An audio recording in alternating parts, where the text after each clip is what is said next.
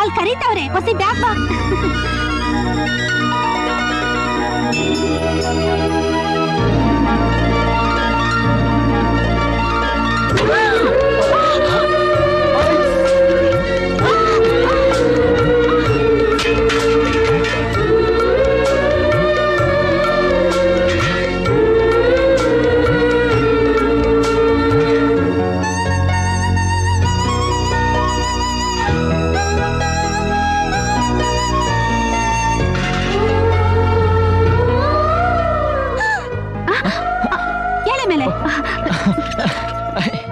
ಏನಿಲ್ಲ ಏನಿಲ್ಲ.